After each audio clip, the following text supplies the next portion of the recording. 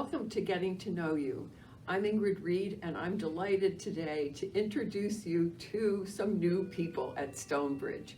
And of course, there'll be one person that I think everybody knows, and that's Jenny Urbanski, who is our chaplain. Jenny, you now have a team here, and I'll give you a chance to introduce them to us before we get into a conversation. Okay, wonderful. To my right, we have Meredith Green. She is a second-year seminary student at Princeton Theological Seminary. She'll be with us this entire academic year. And then we have Asher Softman, who is a fifth-year rabbinic student, and he's with me. He's the associate chaplain with me at Monroe Village and here at Stonebridge. And he doesn't mind if you call him Rabbi. It gives him a head start in practice. And Rabbi has been here for a while. Yes, I think people will recognize you, Asher. I'd like to hear from each of you how you decided to take on this profession, because it really is a profession. And you have training and accreditation and so on. What made you decide to do that? Asher, I'm going to start with you. All right. Well, I graduated college and with a degree in English, and didn't know what to do with myself with that. And my dad asked me, well, didn't you once talk about being a rabbi? And I looked at him and I said, did I? I was probably joking. But it does combine a lot of the things I love. I love to learn, I love languages, I love music and performance. I love most of all, and this is something I've learned as I have done this work, is I love listening to people's stories. So that's what I really come here to do, is to listen to you all and get to know you. Should I ask if you also feel like you're carrying on a tradition of some kind? Does your background include caring about sort of spiritual values, or how did you come to that? Yes, of course. It's a long question. So I grew up in the Reconstructionist movement of Judaism, which is the movement in which I am training to become a rabbi. And I found that that movement was so full of love and welcome and rich history, global history. And I decided that if I was going to become a rabbi, I had to be that kind of rabbi, a rabbi who welcomed everyone and made everyone feel like they had a place on the bima, at the table, at Hanukkah parties, and just with us. And how about you, Meredith? What brought you to this? Well, what brought me to this was kind of a long winding road in a way, and not because I chose it as a vocation. I used to be a national park ranger, which I loved. Wow. But it's a calling. I would still be a ranger probably if God hadn't tapped me on the shoulder. Almost literally, I heard God's voice. Believe it or not, when I was with my friend in the hospital in Juneau, Alaska, I had been talking to the hospital chaplains, and all of a sudden I just knew that God was saying, this is what I want you to do next. And I didn't believe it, and I felt like Moses, whoa, me, I can't do this. And God said, I will go with you. And so he has. So my pastor up in Alaska helped me figure out how to do clinical pastoral education, which is our CPE training to be a chaplain. Right. And so I did. I went to Boise, Idaho from Alaska, and I was there. I did 5 units of training. And after that I said, nope, I'm not going to seminary. And God said, yes, you are. So it's been me and God with the idea of Moses all along, because, I've really felt like my journey has been a calling and a journey through a desert, and the desert's taken different shapes. But I thought I could just get a job as a chaplain and not worry about seminary. But God said, no, you need to go learn more, and you need to grow spiritually and be formed. And so I came to Princeton. which is another whole story as to how I got there. But I came to Princeton, and it has been absolutely the best thing that's ever happened to me spiritually, to That's- find A lot out. of people would like to hear that. Well, it really has been, because in learning about the history, the Old Testament history, New Testament, I just was able to begin to see God at work in history.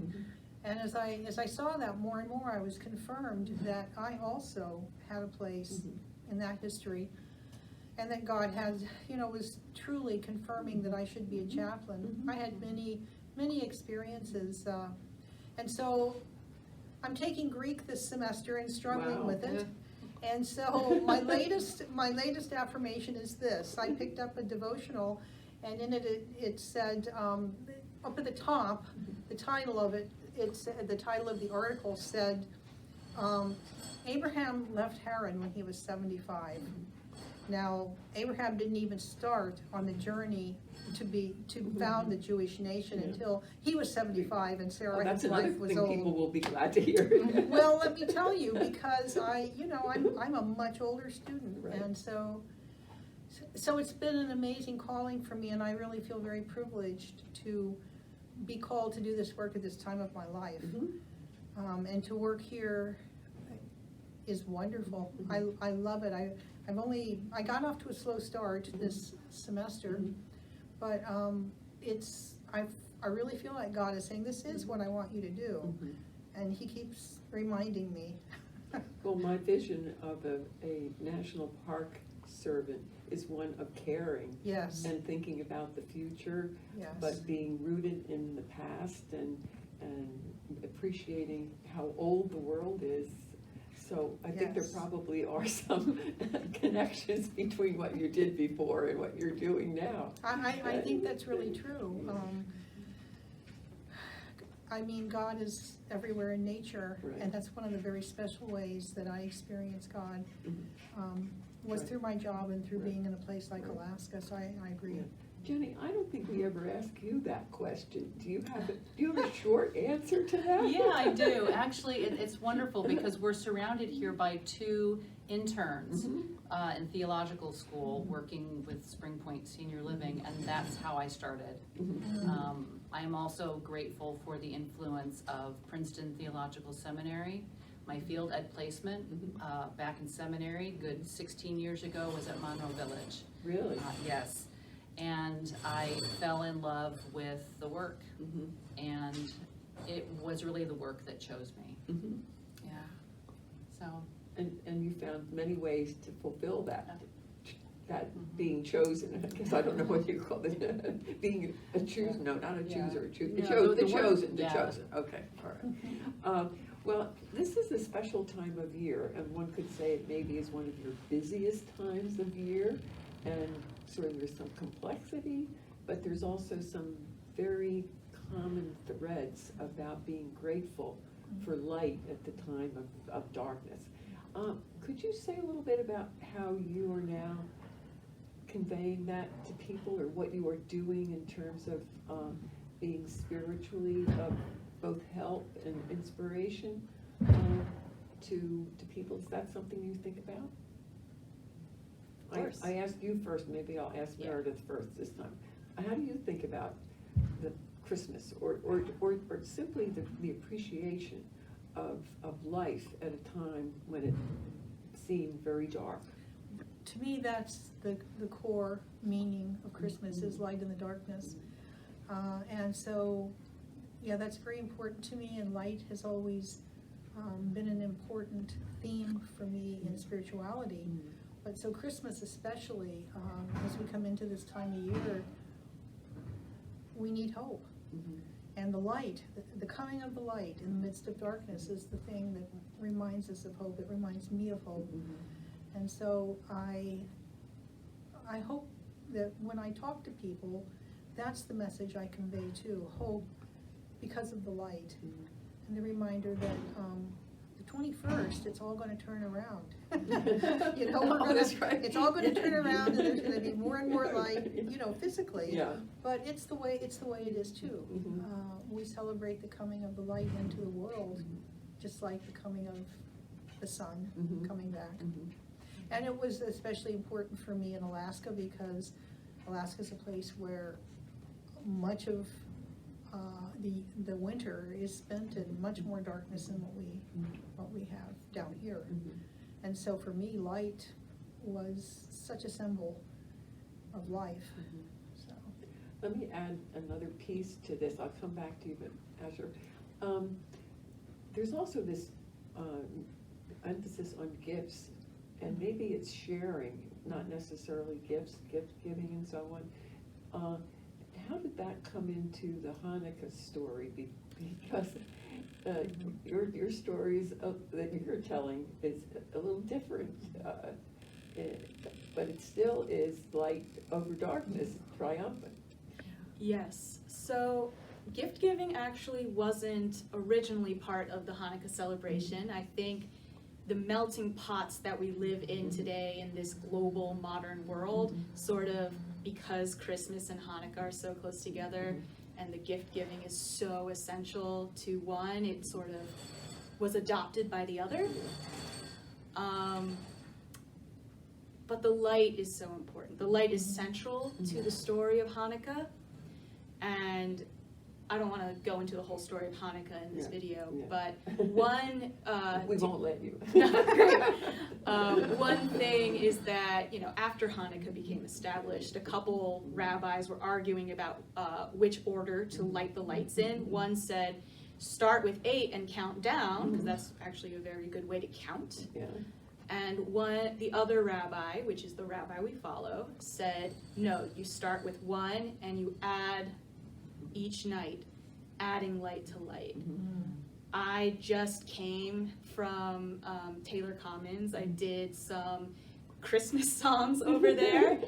And I think what I really find important this year in particular, this holiday season in particular, what I'm really thinking about is how we add light to each other's light in so many different ways, not just within our religions, not just within our cultures or friend groups, but by being there for one another and celebrating one another's joys.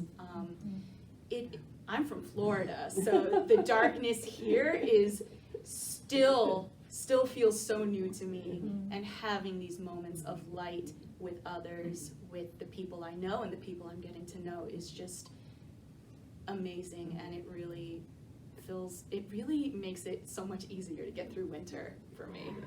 Glad to hear that. And Jenny, you've been thinking about this a lot, I know. And lights are in other people's lives too, as I think of Diwali in the Hindu tradition, and traditions that I probably don't even know about. But do you think about that? Absolutely, and I appreciate what Asher shared, because as I live and work in this community, I don't live here, but it feels like it sometimes. The light I see in our community, in our residents, and to help folks understand that we all have access to the light. It is much nearer than we ever would think. And all it takes sometimes is a spark of remembering that we do have inner sources of strength, all of us. We're all endowed with that sense of yearning for hope and light and direction. And we can help each other find it. Well, we're lucky to have a team now, and I hope you'll get to know some more people here at Stonebridge. They see you on this video, and oh, that's who that is. Because we are delighted to have a team, and to hear just in this little short time that we're together, how many things we have in common too, across age and background, and that's really very joyful in a place where we think we're all the same and we're really not. So there you have it, a getting to know you. I hope you will say hello to Meredith and Asher if you see them here, and of course always thank Jenny for her help in helping us appreciate the best of what we have here and what we need to give to the rest of the world. This is probably a time when we're thinking how lucky we are and how much we wish we could help other people. My kids have said, don't give us any presents, just write to CARE and say it's for Ukraine. Yeah. So So I think it's also a time of us being grateful. So thank you for being with us today for this short period of time. We look forward to another time. And there you have it, getting to know you. We'll be back again with someone else for you to get to know. Thank you for listening.